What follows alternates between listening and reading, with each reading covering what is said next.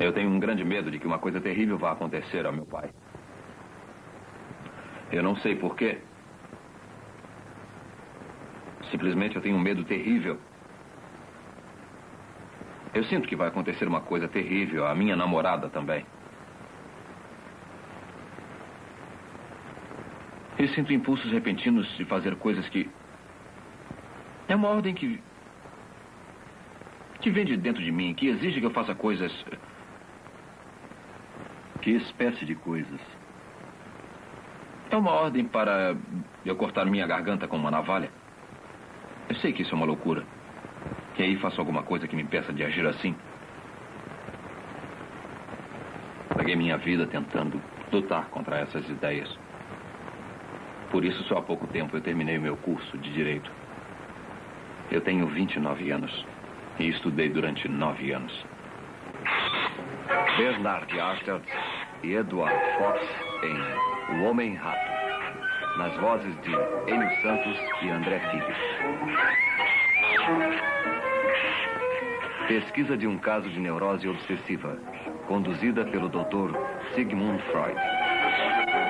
Versão brasileira, Tecnissom, Rio de Janeiro.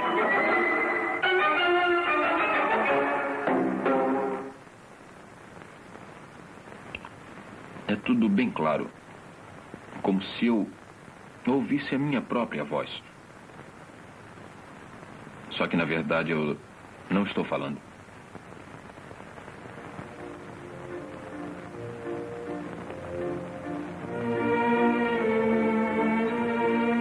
Viena, 1906. Capital do Império Austro-Húngaro. A tradicional cidade de Strauss, mulheres bonitas, aristocratas e soldados.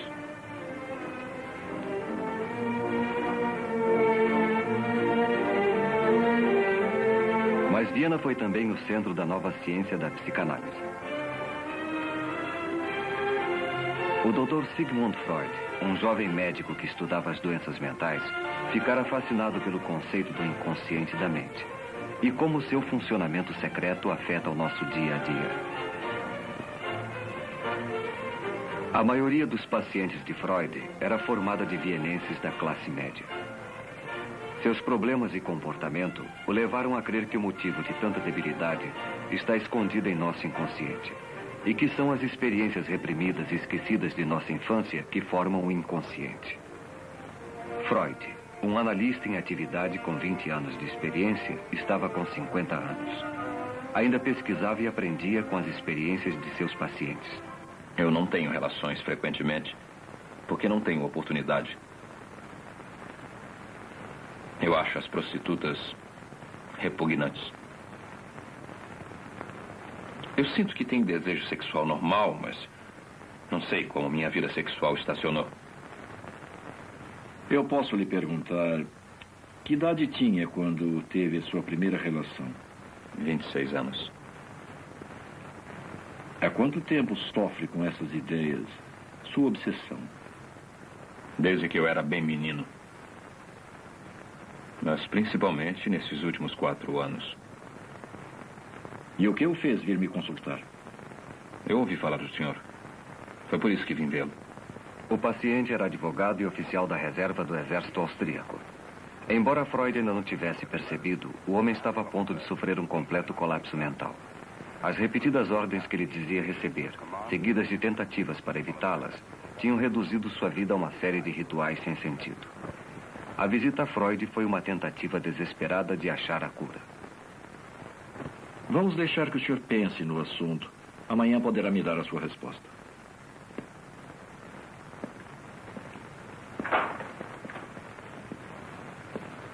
Eu vou falar com minha família a respeito. Como eu devo lhe pagar? Pode me pagar mensalmente, aos poucos. 70 florins para 70 ratos. Então eu lhe vejo amanhã. Passe bem. Passe bem. Freud não conhecia a extensão da doença do paciente. Mas se o inconsciente é o produto de experiências reprimidas da infância, eram esses acontecimentos esquecidos que Freud teria de revelar. Freud já havia percebido que os temores do paciente de que alguma coisa ia acontecer a seu pai e a sua namorada eram essencialmente absurdos. Durante todo o período de tratamento, Freud anotou detalhadamente as condições do paciente. Essas anotações, ele as usou como base para a conferência que fez no primeiro Congresso de Psicanálise, realizada em 1908. Anteriormente, as ideias de Freud foram constantemente combatidas com hostilidade e discórdia. Mas o caso do homem-rato forneceria a confirmação mais dramática de suas teorias.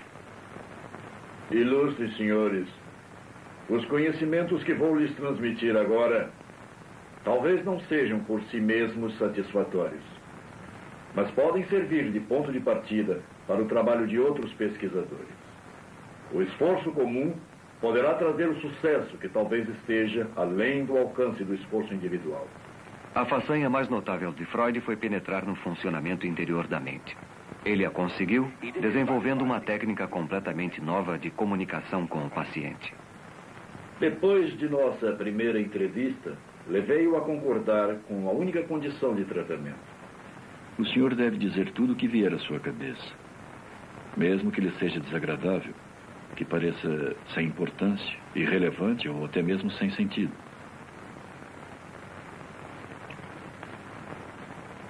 Eu sempre fui atormentado por impulsos criminosos. Eu costumava perguntar aos meus amigos, e ainda pergunto, se eles me desprezam por ser criminoso.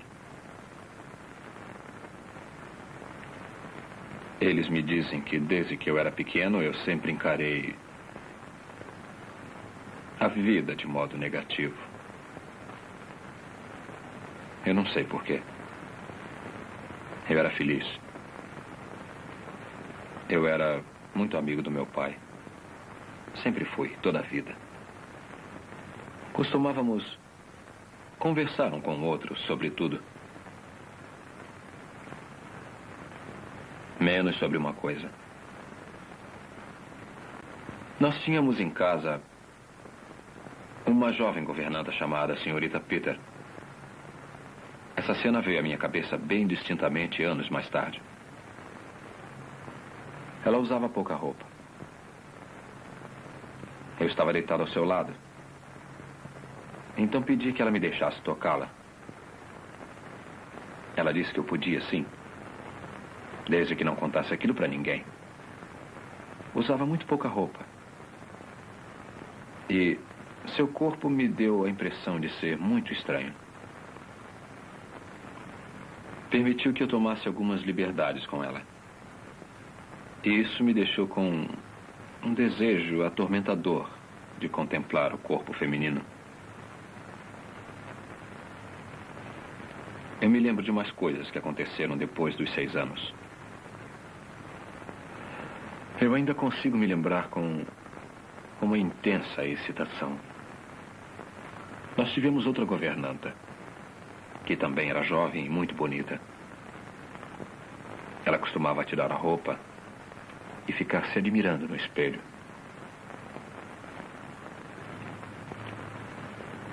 Eu ficava esperando, ficava queimando de curiosidade para poder vê-la bem.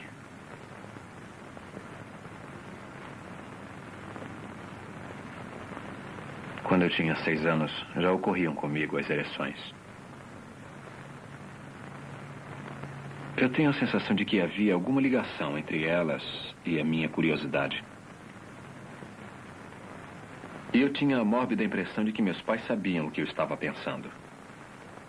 Mas tinha um pressentimento de que, tendo esses pensamentos, alguma coisa terrível iria acontecer. E eu devia fazer tudo o que pudesse para evitar que ela acontecesse.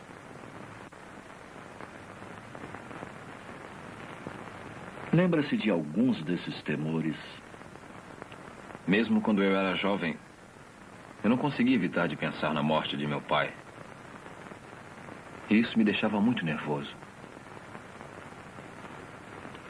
Agora eu ainda tenho esses temores.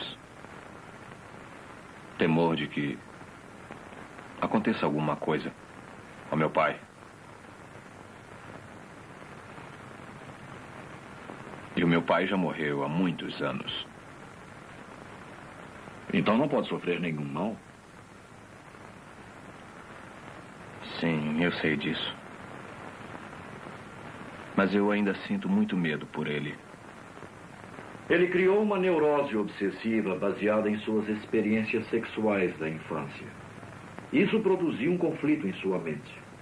Lado a lado com um desejo obsessivo de ver o corpo da jovem, havia um medo obsessivo de que o pai morresse. Um instinto neurótico e a reação contra ele. O medo obsessivo que tinha de seu pai aos 5 anos, mas claramente o mesmo medo que estava sentindo na idade adulta, 24 anos depois. Por quê? Mas hoje eu quero começar pela descrição da experiência que me fez procurar o senhor. Aconteceu quando eu estava nas manobras. Eu perdi os meus óculos. Então eu telegrafei ao meu oculista em Viena, pedindo um novo par, na primeira mala postal. No momento de descanso, eu me sentei com o capitão Novak e tivemos uma longa discussão a respeito de castigos físicos. Ele era totalmente favorável a isso. Eu sentia medo dele, porque ele era cruel e não escondia. Ou a gente bate neles, ou arranja uma tortura para eles. Eu posso te contar uma boa. Praticam isso no leste. Seria uma boa ideia se a gente fizesse o mesmo aqui. Você pega 10 ou 12 homens, ou quantos homens você tiver, e manda eles formar uma fila junto ao muro. Aí você pega um deles, pega como exemplo, tira a roupa dele e manda deitar com a cara no chão, na frente dos outros. Depois você amarra os braços e as pernas dele, bem abertos para não poder se mexer. E aí acontece o quê? Eu vou dizer o que acontece. Eu não consigo falar sobre isso. Mas se devo tratar do senhor, preciso conseguir ajudá-lo a falar sobre os fatos.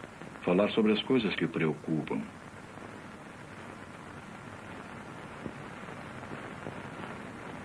O prisioneiro foi trespassado.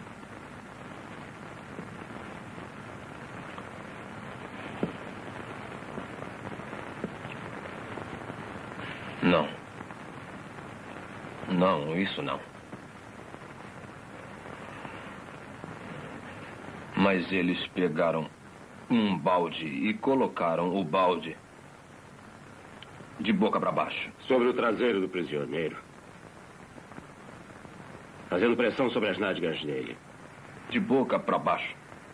Aí você pega uns ratos que estavam sendo cuidadosamente guardados e põe os ratos debaixo do balde. Um por um. Não é muito divertido para o sujeito que está com o traseiro no balde, porque só há uma saída para os ratos que estão ali dentro. E você sabe qual é, não sabe? Eles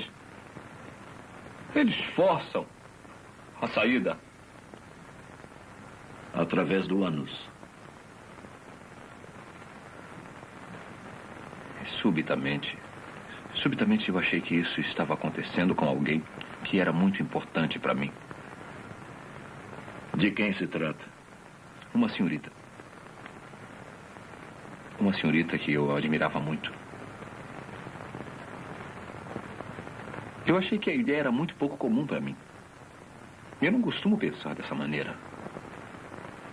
Eu acho mesmo que isso passou pela minha cabeça.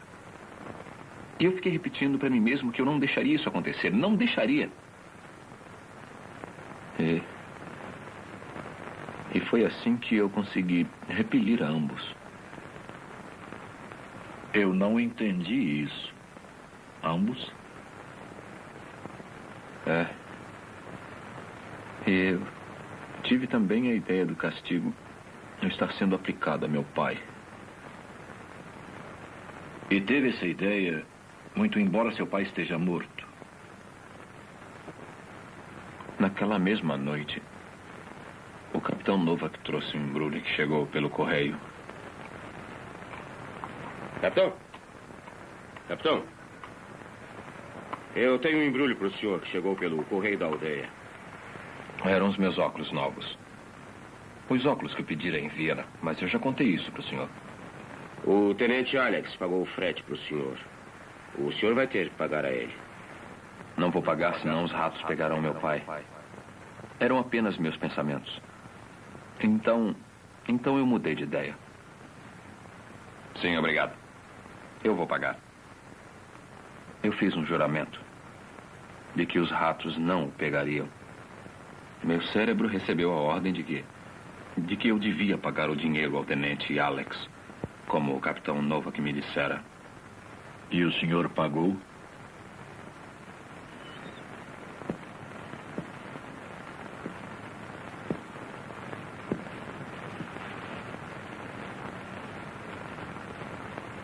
Naquele dia e nos 2 dias seguintes eu tentei pagar o dinheiro.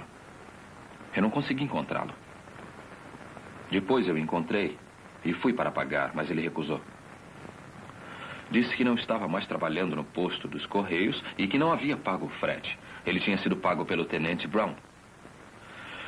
Eu não consegui cumprir o meu juramento. Eu não consegui cumprir o meu juramento, capitão. Eu não consegui cumprir. E o que foi que o senhor fez? Eu fiz um plano.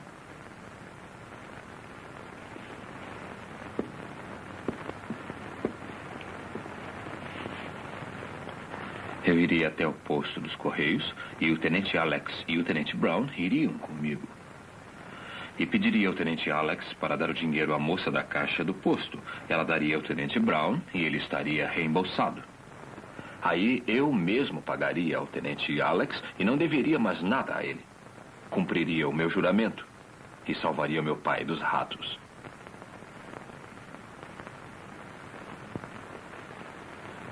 Mas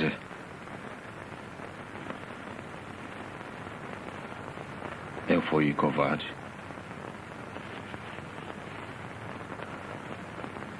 Eu sempre fui covarde. Desde o tempo em que era menino. Por que se acovardou por ter de pagar a ele? Eu não queria parecer um idiota. Não podia me arriscar a pedir aos tenentes para fazerem aquela maluquice. Eu não consegui decidir o que fazer, se eu levava o meu plano até o fim ou se fugia. Eu fui até a ferrovia. O carregador disse, trem das 10 horas. Eu disse que sim. Foi o destino. O trem das 10 horas não passava no posto dos Correios. No posto dos Correios? Na cidade onde era o posto dos Correios, capitão. Ia para Viena. Então eu fui para Viena. E no dia seguinte, eu coloquei o dinheiro em uma carta. E então o enviei para a moça do posto dos Correios. É provável que, na verdade, ele sempre soubesse que foi ela quem pagou o frete de seus óculos. Por que não reconheceu o fato antes? Enviei o dinheiro para a moça do posto dos Correios. Foi a pista que levou à verdade oculta por toda aquela incrível história. O que ele está tentando esconder? Por que estava deliberadamente se recusando a admitir que foi ela quem pagou o frete para ele? Por que ele preferiu criar uma estranha obsessão sem sentido, envolvendo ratos, o pai, sua namorada e compromissos de dinheiro com o tenente? Uma coisa que considero da máxima importância é acrescentar. Meu pai tinha enfisema. Na noite em que morreu, eu perguntei ao médico quando acabaria a crise. E ele me respondeu, amanhã. Então eu fui para a cama.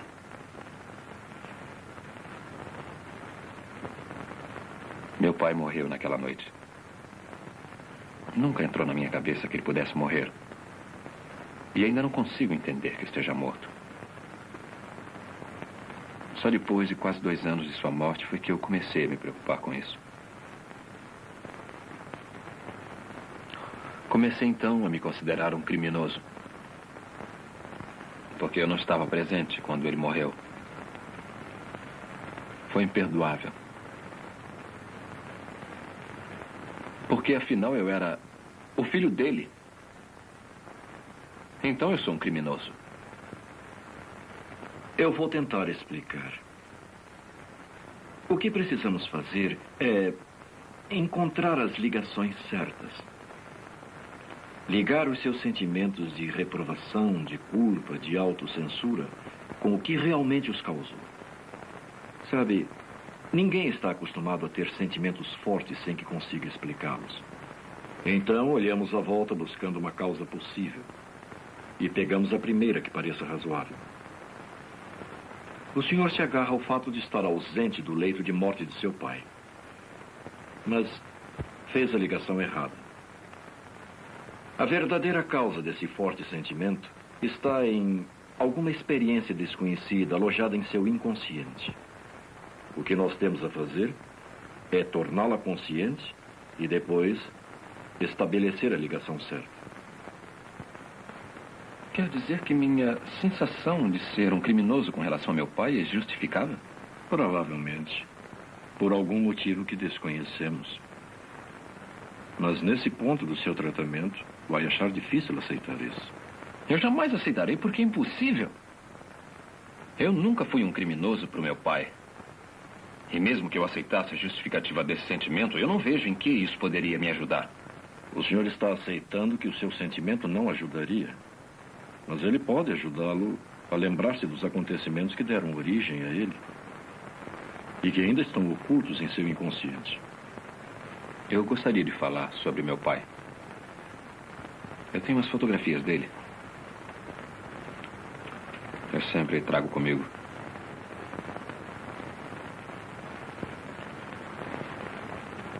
Ele era um homem excelente. Era muito bom. Mas éramos muito amigos. Era um soldado.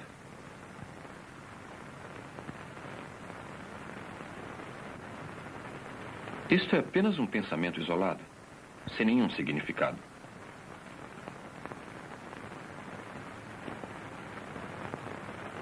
Quando eu tinha 12 anos, me apaixonei por uma menina.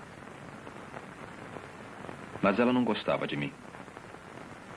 E eu pensei que ela só ia querer me namorar se o meu pai morresse. Ela sentiria pena. Mas eu tirei essa ideia da minha cabeça. E na verdade, me passou rapidamente pela cabeça. Não foi nada. O senhor se lembra de ter pensado em seu pai morto em alguma outra ocasião?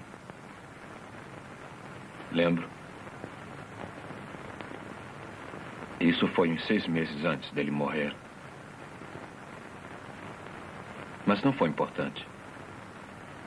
Mesmo assim, conte.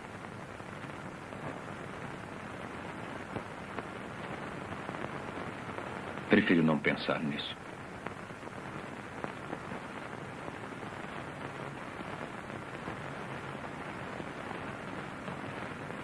Compreendo que a lembrança é muito dolorosa. Não.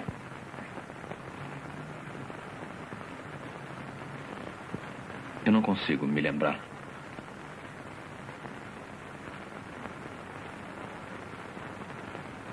Foi uma dessas suposições. É que, se ele morresse, eu teria dinheiro para me casar. Mas eu afastei do pensamento.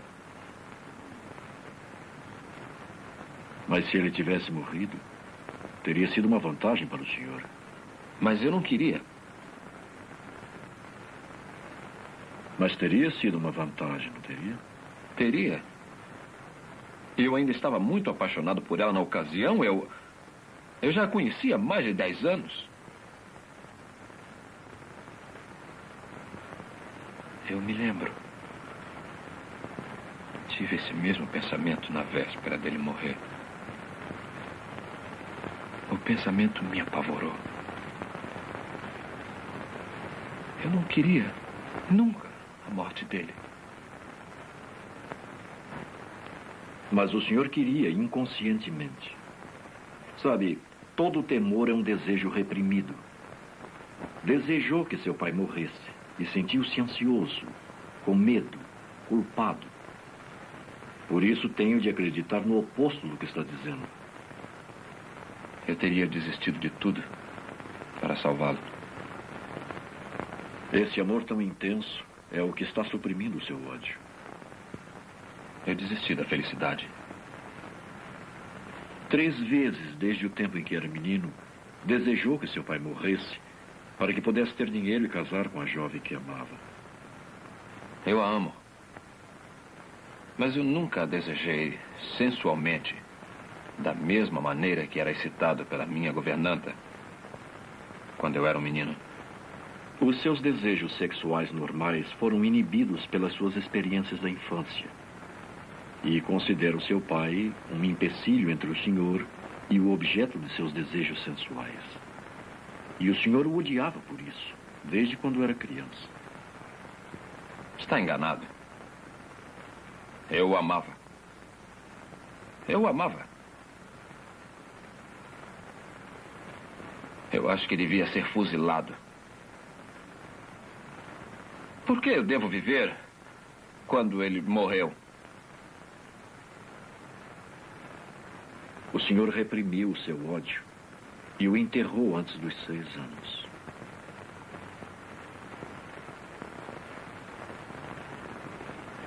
Uma vez eu tentei matar meu irmão. Nós éramos meninos. Eu carreguei a minha espingarda de brinquedo com uma vara. Depois eu disse para ele que se ele olhasse para dentro do cano, ele ia ver uma coisa. E puxei o gatilho.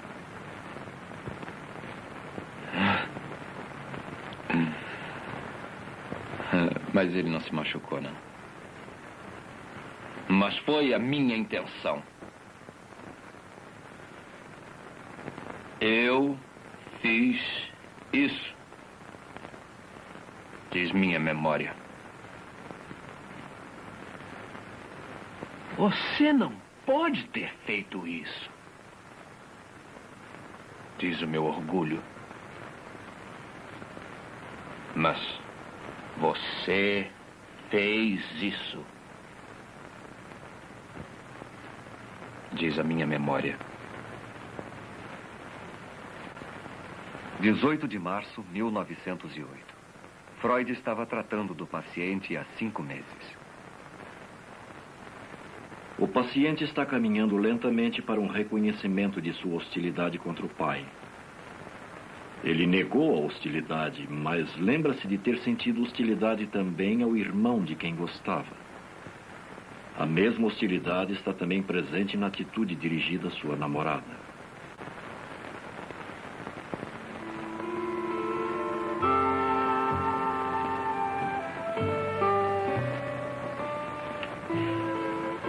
Nós estávamos no lago, num barco. Ela adorava andar de barco. Mas eu temia que ela se resfriasse. Ela não usava roupas próprias para andar de barco. Então eu pedi a ela para colocar o meu chapéu. Ela recusou. Disse que ia ser uma bobagem. Mas eu forcei. Olha, vai chover. Eu acho que não. Vai, você vai se molhar. Você devia estar usando uma proteção. Não, eu estou perfeitamente bem. Pode deixar, Paul. Ponha o meu chapéu para você não se molhar. Não, eu estou bem, Paul. Ponha o meu chapéu. Que bobagem. Ponha o chapéu. Não. Ponha o chapéu. Não. Ponha o chapéu. Não. Ponha o chapéu. Não ponho. Ponha o chapéu. Não. Ponha o chapéu. Ponha o chapéu.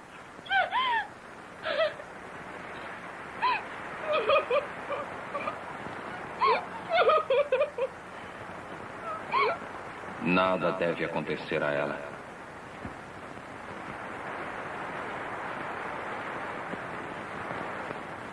Nada deve acontecer a ela. Nunca.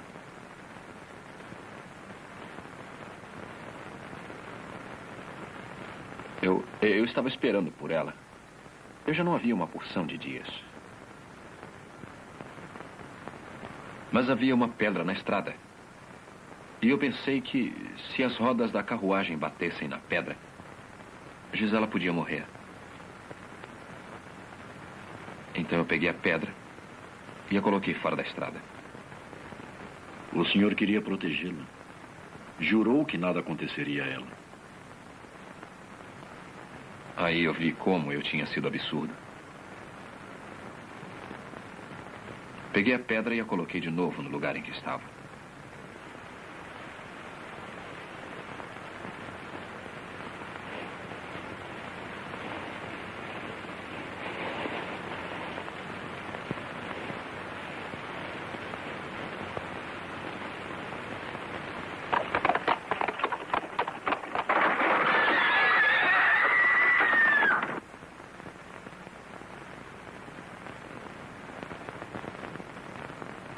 Queria que ela vivesse, queria que morresse. O desejo de causar mal, o desejo de proteger. Esses são os componentes na batalha entre o amor e o ódio. Nada deve acontecer a ela.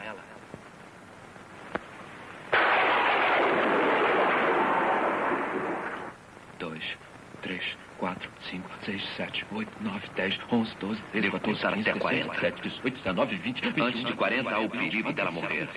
Dela morrer. Morrer! 34, 35, 36, 37, 38, 39, 40! 40! 40! 40!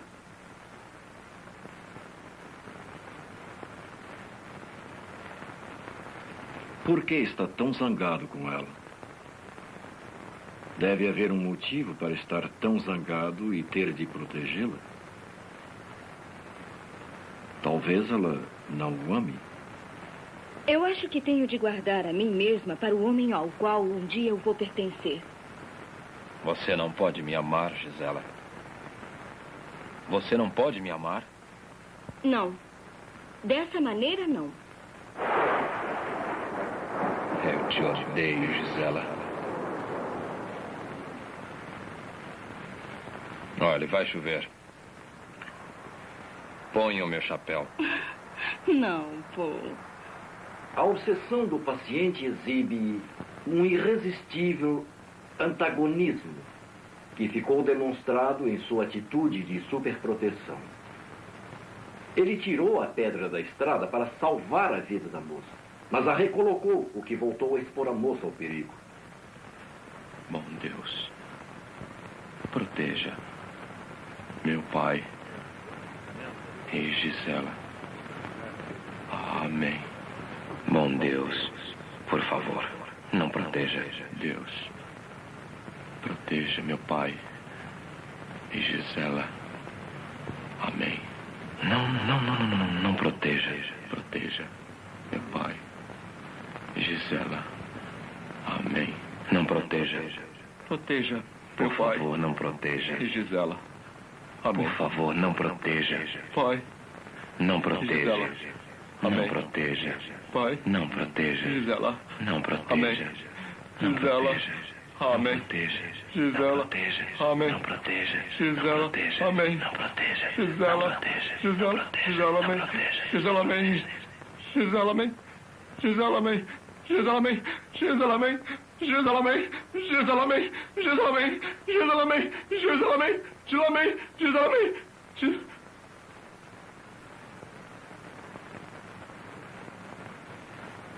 Em suas orações, ele tentou afastar o que considerou ser o seu pensamento mau, luxurioso para com Gisela.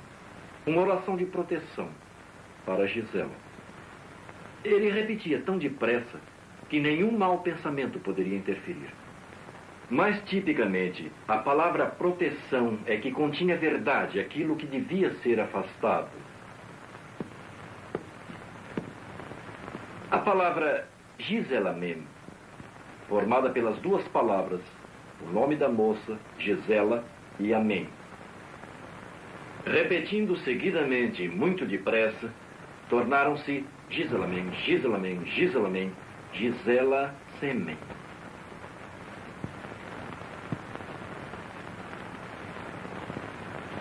Ou, para ser mais claro, ele se masturbava com a imagem da moça. Ouvi o caso dele durante 6 meses. E foi logo depois desse tempo que atingimos um período muito difícil de tratamento. A hostilidade do paciente com relação ao seu pai, que já estava presente em seu relacionamento com seu irmão e sua namorada, começou a se revelar com relação a Freud. O paciente, sem conhecer a importância de seu comportamento, começou a transferir suas emoções para o analista e a viver no consultório as experiências que ainda estavam enterradas em seu inconsciente. Sobre o que o senhor quer falar hoje?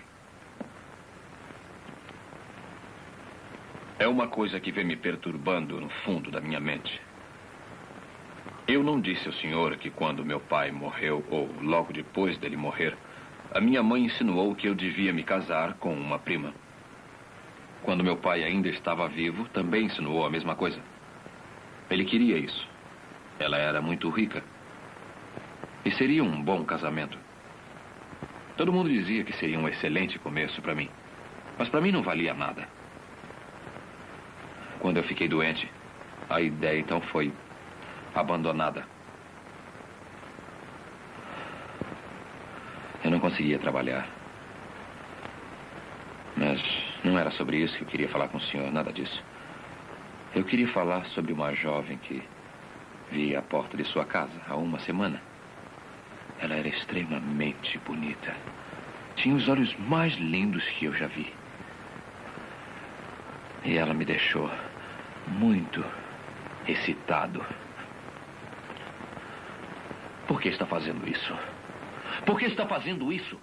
Por que põe a sua filha na porta de casa para excitar-me? Eu confiei em você como um amigo. Mas está sendo bonzinho comigo só para eu me casar com ela. É por isso que está me tratando tão bem. Você quer que eu seja o seu genro? Eu a desprezo, eu a odeio, eu a detesto, eu também o odeio, mas admiro a sua esperteza. Está transferindo para mim a sua aversão à possibilidade de casamento? Essa não é a prima rica com quem sua mãe queria que casasse? O senhor é quem a está promovendo a minha filha. O senhor é mesmo muito esperto. Consegue insinuar coisas estúpidas, sim. E é muito inteligente também. Oh, muito inteligente. Esconde suas verdadeiras intenções. E sabe que ela tem olhos muito bonitos. Tão bonitos que cheguei a sonhar com ela.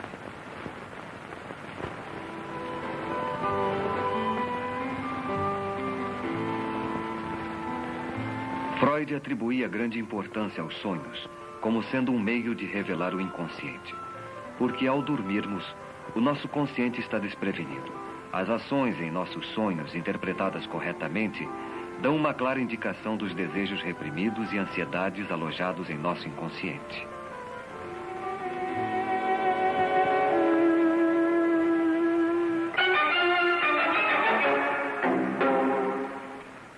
Não.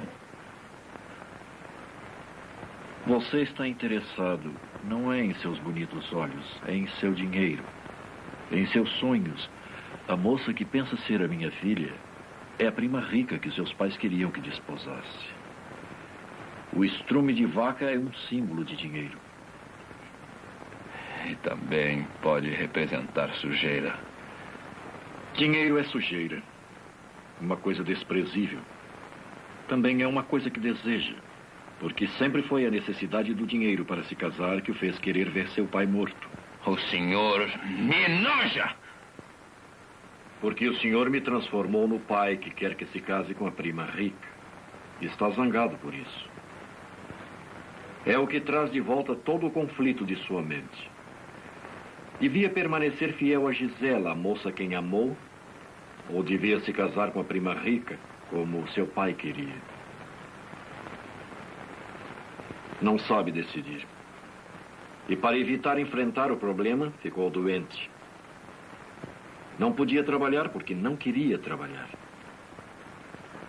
Se o senhor se formasse em direito, o combinado seria de que se casasse com a prima rica. Mas o senhor não queria. E foi por isso que levou 9 anos para conseguir se formar.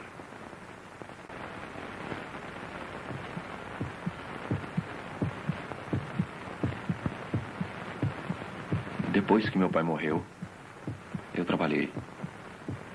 Trabalhei muito, mesmo encontrando dificuldade. Eu queria trabalhar para poder me casar. E trabalhava até tarde da noite. Exatamente à meia-noite, eu abri a porta do meu gabinete para que meu pai entrasse.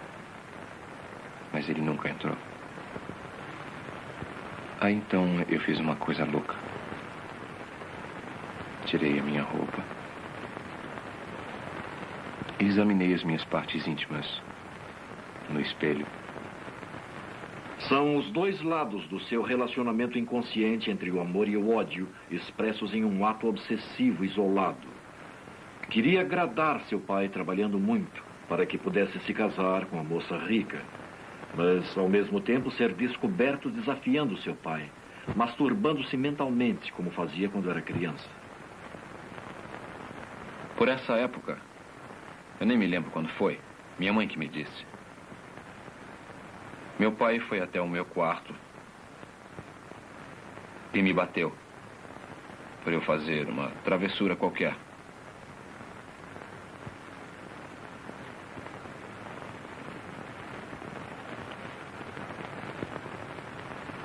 Eu tinha mordido alguém.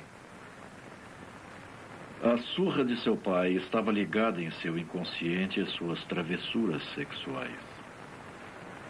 Eu mordi alguém e ele me bateu por isso.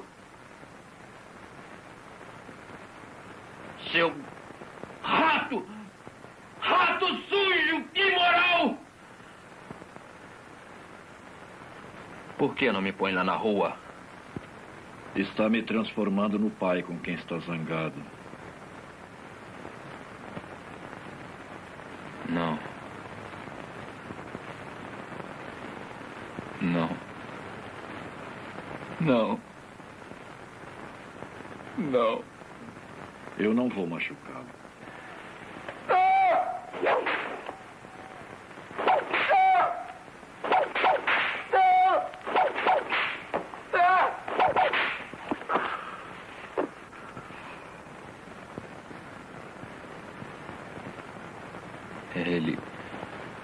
Ele bateu tão forte. Ele não parava mais de me bater. Esse menino ou será um grande homem, ou será um criminoso. Eu sempre fui atormentado por sentimentos criminosos. Impulsos criminosos. Gradualmente, o paciente foi convencido. O pai que ele amava também odiava. Meu pai morreu há muito tempo. Então não lhe pode fazer nenhum mal. Eu sei disso. Mesmo assim, ainda receio. Ele reprimira seu ódio aos 6 anos de idade. E esse ódio apenas apareceu como culpa, aparentemente sem motivo, e uma neurose obsessiva.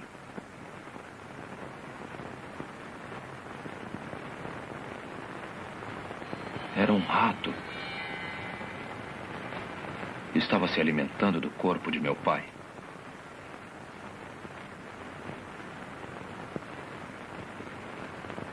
O tratamento chegara ao seu ponto de retorno. O caminho estava livre para a solução da imagem do rato. Tendo aceito, depois de uma luta de 10 meses, a relação de amor e ódio com seu pai, ele estava apto a me contar coisas que eu pude refazer e explicar os motivos das histórias sobre os ratos. A história de ratos do capitão tornou-se o ponto central de referência para uma série de associações retrocedendo até a sua infância. E ratos adquirem uma série de significados simbólicos. Foi arranjar dinheiro para poder se casar. O motivo de querer ver seu pai morto. Dinheiro é sujeira. Uma coisa desprezível. E ratos são a mesma coisa. Tantos florins por tantos ratos.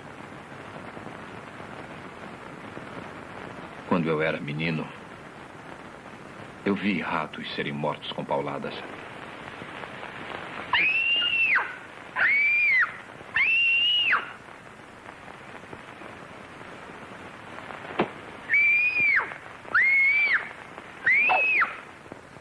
O rato é o senhor quando criança. Ele bateu tão forte. Não parava mais de me bater. Lembra-se por que ele lhe bateu?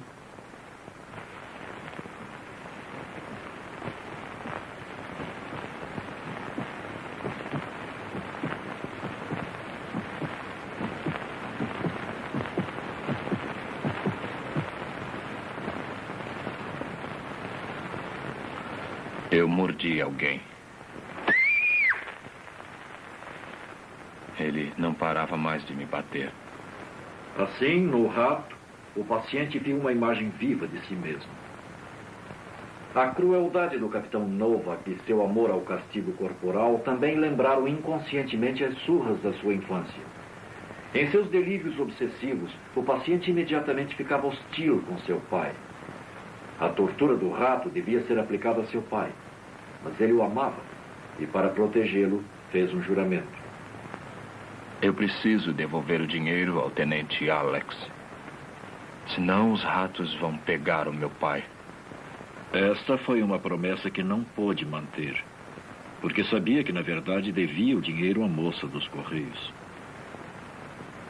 No dia seguinte, enviei o dinheiro para a moça do posto dos Correios. Ela sabia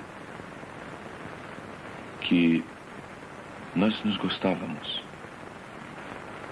Foi por isso que ela pagou o frete para mim. Por que o senhor não foi diretamente ao posto dos Correios e pagou ela, pessoalmente? Porque estava com medo. Estava interessado nessa moça. Gostava dela. Pensou em dormir com ela. E se dormisse, seria infiel à moça a quem amava, Gisela. Mas desistindo de Gisela, estaria agradando a seu pai, que, embora estivesse morto, queria que se casasse com a prima rica. Inconscientemente, o senhor suprimiu o fato de que devia dinheiro à moça dos Correios, porque lembrava conflitos que eram muito penosos para serem lembrados. Conflitos que o fizeram em pedaços desde o começo de sua doença. Não sabia se continuava a obedecer seu pai ou se devia se manter fiel à mulher que tanto amava.